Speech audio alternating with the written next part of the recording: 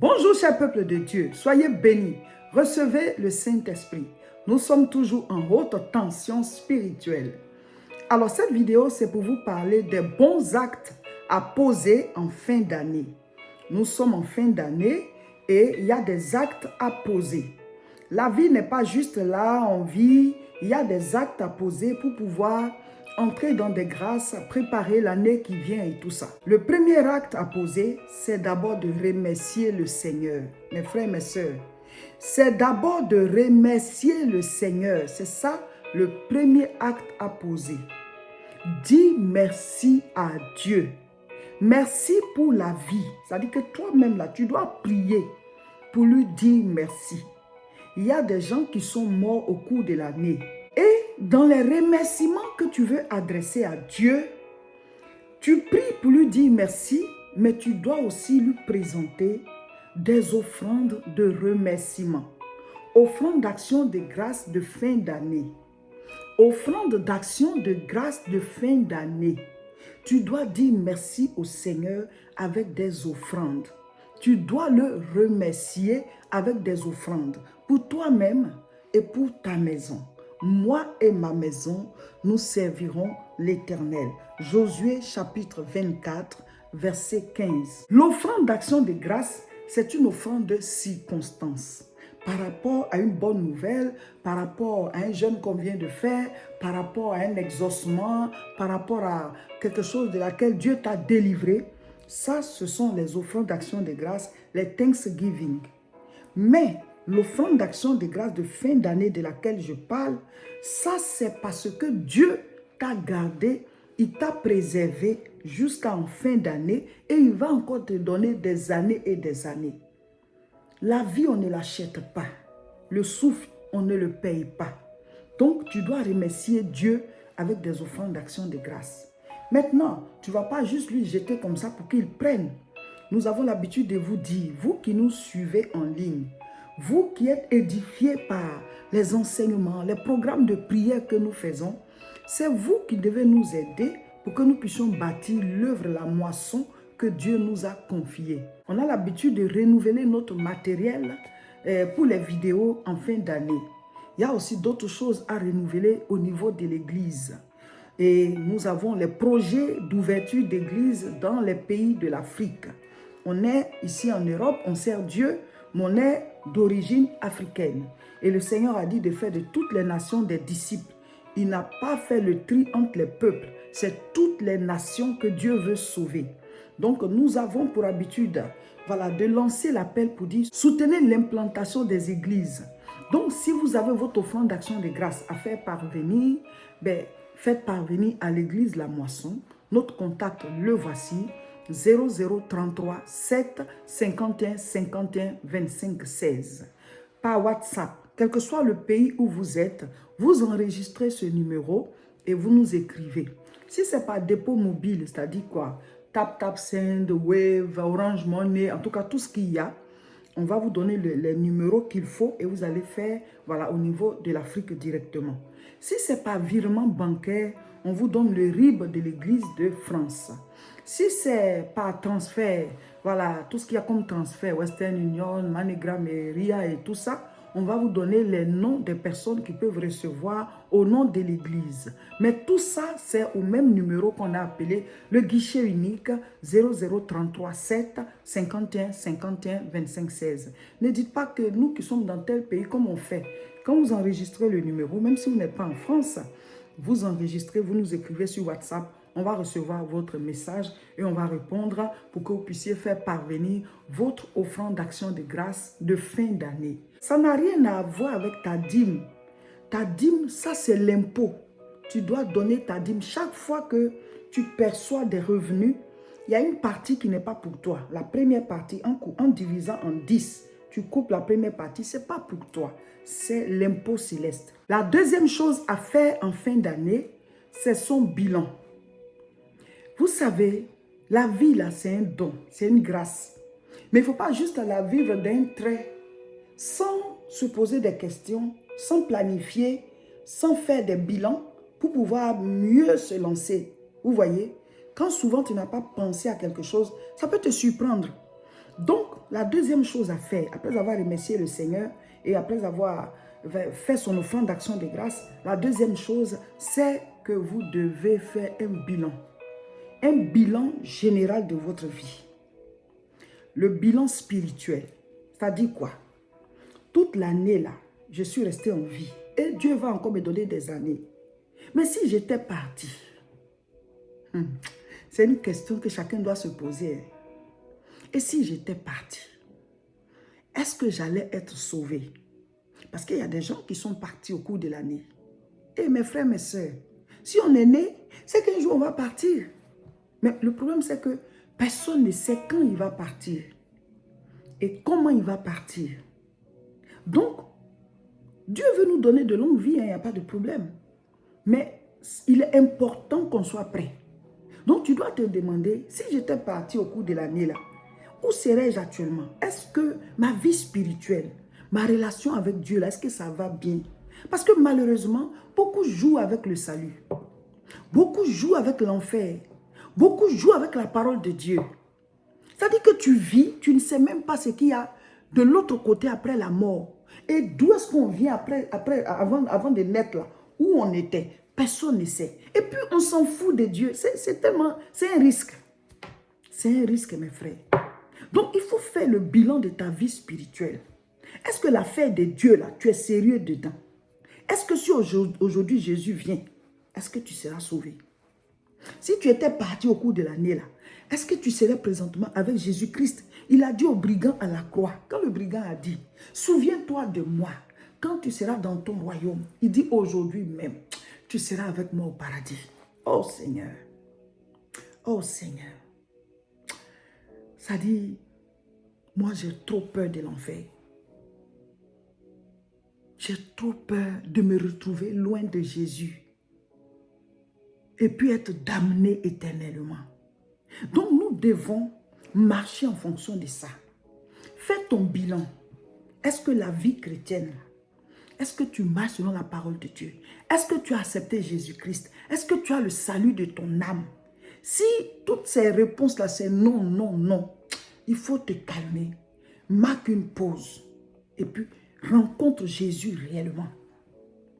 Deviens réellement chrétien.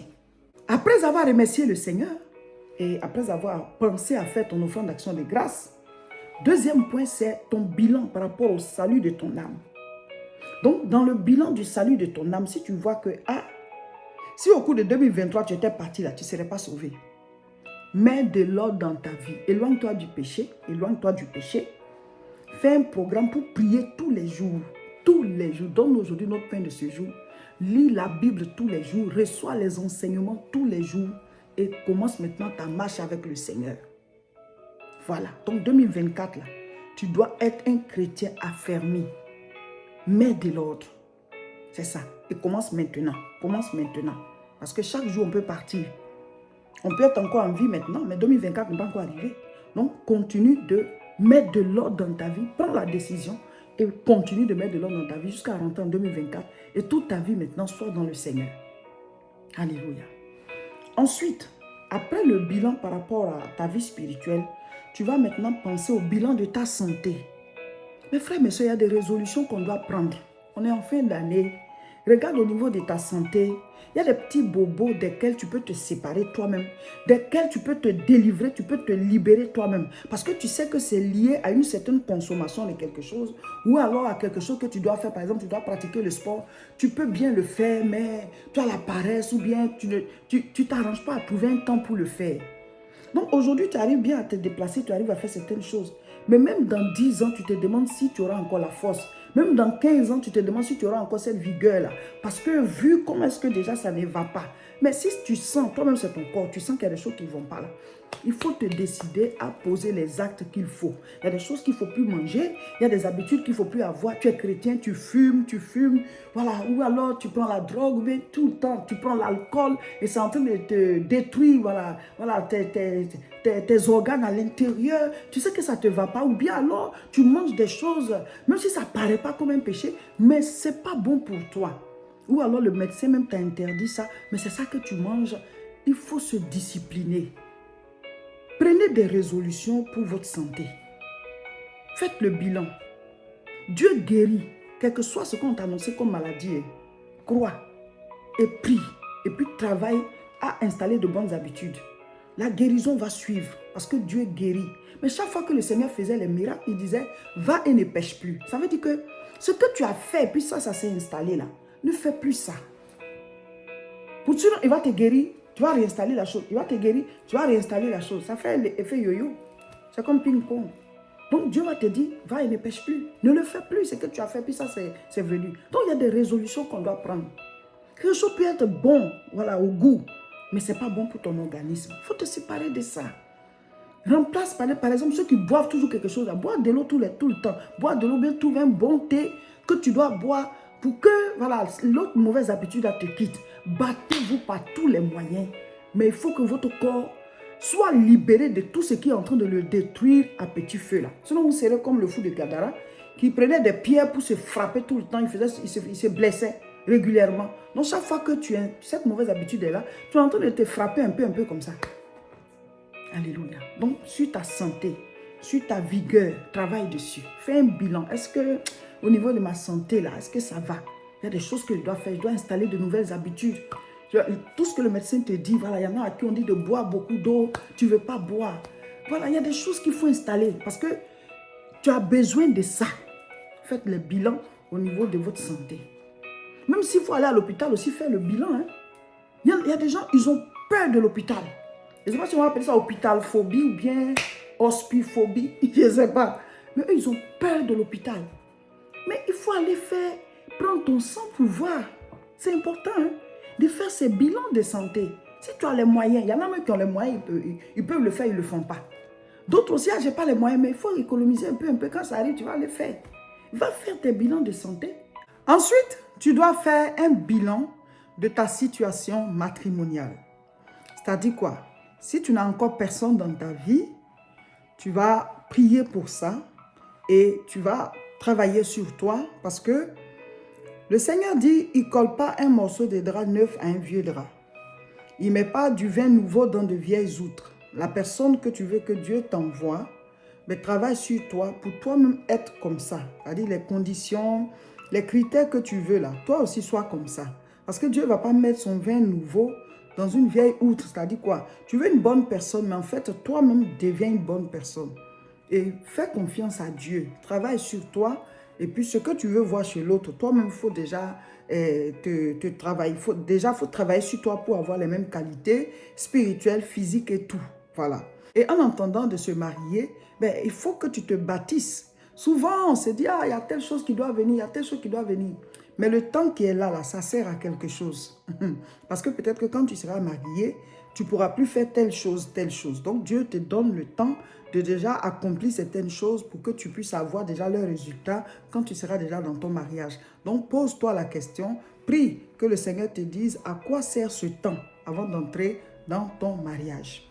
Et puis, ceux qui sont déjà mariés ou bien qui sont déjà voilà, dans un couple, c'est-à-dire quoi? Si vous n'êtes pas encore marié, mais vous vivez ensemble, vous avez des enfants, mais vous devez vous décider à régulariser cette situation devant Dieu. Vous devez vous marier pour que votre mariage soit reconnu et béni par Dieu et au niveau administratif et tout ça. Donc, ce sont des bilans à faire. Maintenant, vous êtes déjà mariés, vous êtes ensemble et tout. Il faut faire le bilan pour dire, bon, est-ce que mon conjoint ou bien ma conjointe est heureux ou bien heureuse avec moi? Est-ce que je joue bien mon rôle et tout ça? Est-ce que la personne qui est avec moi ne souffre pas? Ce sont des bilans à faire. Parce que Dieu nous confie des êtres humains. Nos conjoints, nos conjointes, nos enfants, ce sont des êtres humains que Dieu nous confie. Nous devons chaque fois nous remettre en cause pour voir si on joue le rôle qu'on doit jouer. Il dit de donner à chacun ce qu'on lui doit. Ceux à qui on doit l'amour, c'est à eux qu'on doit donner l'amour. Ceux à qui on doit le respect, c'est à eux qu'on doit donner le respect. L'honneur, à ceux à qui on doit donner l'honneur. Il dit honore tes pères, honore ton père et ta mère. Vous voyez? Donc, il faut faire un bilan de ces relations autour de soi. Relations matrimoniales, conjoint-conjointe, relations familiales avec ses enfants, si tu en as, avec tes parents aussi, voilà, s'ils sont encore en vie, et puis avec tes frères et tes sœurs. Dieu n'a pas dit honore ton frère et ta sœur, il dit honore ton père et ta mère. Mais il dit aussi que si quelqu'un a les moyens et qu'il voit son frère, il voit sa sœur, puis ne l'aide pas, ben, ce n'est pas biblique.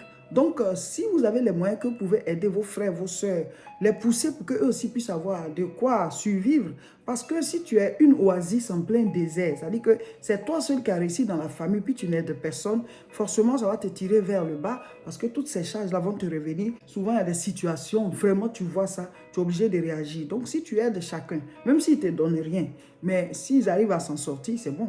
Comme ça, toi, au moins, tu respires. Même si aujourd'hui, on ne te fait rien, mais c'est à tes enfants voilà, que chacun va venir demander des choses. Donc, quand on peut aider les autres aussi, de la famille à s'en sortir, comme ça, tu ne deviens pas une oasis en plein désert. Voilà.